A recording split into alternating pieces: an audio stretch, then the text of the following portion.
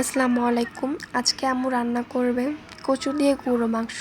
তার জন্য আম্মু একটা পাতিলে গরু মাংস নিয়ে দারচিনি, তেজপাতা, ধনিয়া গুঁড়া, মরিচের গুঁড়া, হলুদ গুঁড়া, স্বাদ মতো লবণ আর আদা রসুন বাটা দিয়ে আম্মু আগে থেকে কুচি করে রাখা পেঁয়াজ, তারপর সয়াবিন তেল দিয়ে মাংসটাকে খুব ভালো মতো মাখিয়ে নেবে। মাখানো হয়ে গেলে এখানে পরিমাণ অনুযায়ী মাংস সিদ্ধ হতে যতটুকু পানি লাগে ততটুকু পানি দিয়ে আম্মু চুলায় বসিয়ে দিবে। আপনারা আপনাদের পরিমাণ অনুযায়ী পানি দিয়ে দিবেন। এরপর আম্মু এটাকে চুলায় বসিয়ে একটা পাতিলে আগে থেকে কেটে রাখা কচুগুলাকে লবণ দিয়ে খুব ভালো মতো আম্মু ঝাঁকিয়ে নিছে। ঝাঁকিয়ে নেওয়ার পর এটাকে খুব ভালো মতো ধুয়ে নিছে। তো এটাকে একটা ঝুড়ির মধ্যে ঢেলে আবারও খুব ভালো মতো ধুইতেছে। ধোয়ার পর পাতিলের মধ্যে ঢেলে পরিমাণ অনুযায়ী পানি দিয়ে এটাকে চুলায় বসিয়ে দেবে। আর এখন দেখেন প্রায় এটা সিদ্ধ হয়ে গেছে। আম্মু তাই জন্য এটাকে নামিয়ে নিছে।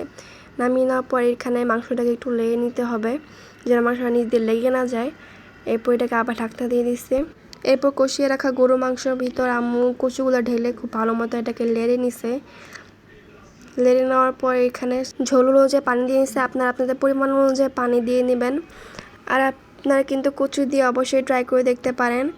আর আম্মু এখানে গরম মশলা দিয়ে দিল উপর দিয়ে। এটাকে খুব ভালো মতো আবার একটু লেড়ে নিছে। আর এটা কিন্তু ট্রাই অবশ্যই করবেন, কারণ এটা খেতে অনেক মজা। আজকের মতো বিদায় নিচ্ছি। সবাই ভালো থাকবেন, সুস্থ থাকবেন। আল্লাহ হাফেজ। আর ট্রাই করতে কিন্তু ভুলবেন না। কোথা থেকে দেখতেছেন ভিডিওটা কমেন্ট করে জানাবেন।